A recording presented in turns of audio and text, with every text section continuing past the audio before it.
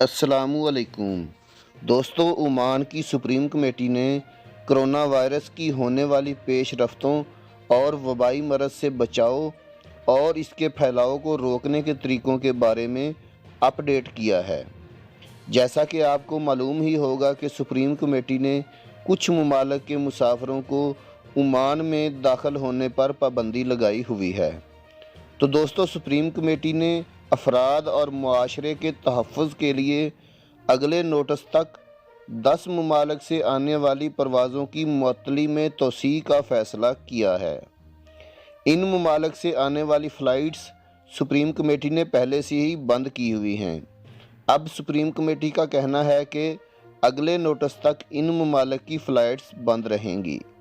जिन ममालिक की फ़्लाइट्स बंद की हुई हैं उनके नाम ये हैं: सूडान, लबनान, जनूबी Africa, Brazil, Nigeria, Tanzania, Ghana, Guyana, Sierra Leone और एथोपिया शामिल हैं।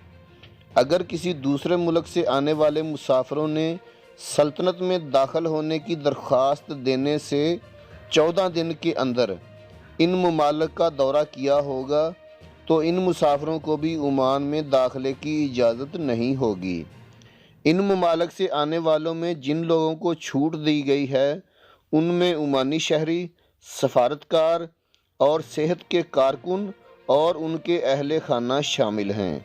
लेकिन इन सब को भी सल्तनत में दाखिले के लिए मामूल के मुताबिक मंजूर शुदा सेहत के तरीक़ाकार से गुज़रना होगा।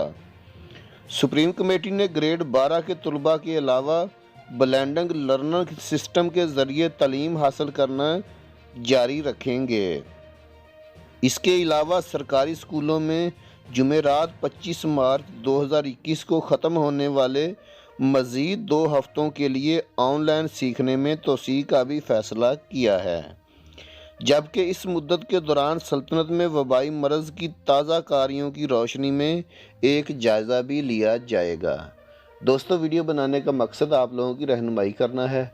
वीडियो अच्छी लगी तो लाइक करके चैनल को सब्सक्राइब ज़रूर कर दीजिएगा ताकि आने वाली इन्फॉर्मेटिव वीडियोज़ बर वक्त आपको मिल सकें। अल्लाह हाफिज़।